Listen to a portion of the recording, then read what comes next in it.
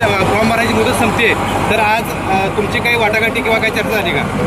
आता 2 वाजता सातारमध्ये जिल्ह्याचे सर्व प्रमुख खासदार साहेब असतील, गोरे साहेब आहेत, सगळे आमदार सगळेच आम्ही पक्ष म्हणून असणारे बऱ्यापैकी चर्चा जिल्ह्याची पूर्ण होईल, त्याच्यानंतर निर्णय होतील. आमचा प्रयत्न हाच आहे की जिल्हा परिषद ही भारतीय जनता पार्टीच्या विचारांची झाली पाहिजे. सातारा तालुक्यात पण म्हणजे संपूर्ण तालुका विधानसभा मतदारसंघ जरी आपले 3 झाले असले तरी सातारा तालुक्यात पण जे आपले सगळे जिल्हा परिषदचे उमेदवार आहेत भाजपच्या याच्यावर निवडून कसे येतील आणि भारतीय जनता पार्टीच्या विचाराचे संपूर्ण जिल्हा परिषद कशी होईल हा आमचा प्रयत्न. आज युतीच्या माध्यमातून आता उमेदवारांचं भरायला सुरुवात झालेली आहे. खरं तर शिवसेना आणि बीजेपी या ठिकाणी एकत्र आहे, मग त्या पद्धतीने आपला काय विचार असणार आहे? नाही, आता इथं जिल्ह्यामध्ये तरी एक महेश शिंदे हे फक्त आपल्याबरोबर आहेत शिवसेनेचे.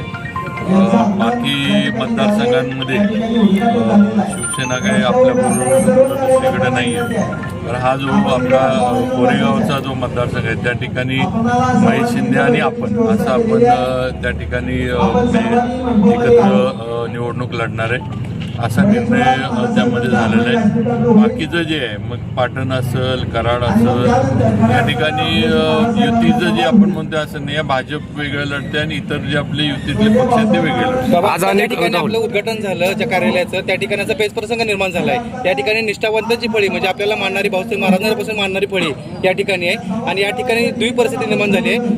कमळाचा उमेदवार त्या ठिकाणी कमळाचा पक्ष म्हणून त्याने उमेदवाराला सुरुवात केली. तुमचं काय मत आहे? नाही, कसं आहे, मनोज दादा असतील, मी आणि बाकी सगळे आता उदयनराजांचे पण सगळ्यांचे काय म्हणतात समर्थक इच्छुक आहेत. त्याप्रमाणे सगळ्यांना शेवटी उमेदवारी मागण्याचा हक्क सगळ्यांना आहे. मी कुणालाही उमेदवार इच्छुकच व्हायचं नाही असं म्हणू शकत नाही, पण शेवटी पार्टी म्हणून निर्णय होईल. पार्टी म्हणून पुढं हे कसं करायचं किंवा जो योग्य उमेदवार असेल त्याला नक्की संधी ती होईल.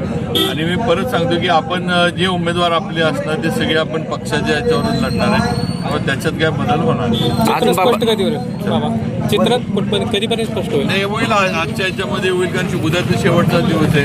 वरले या गटात ओबीसी लागलेला आहे, तर ओबीसीचा उमेदवार असणार का खुंटीचा असणार?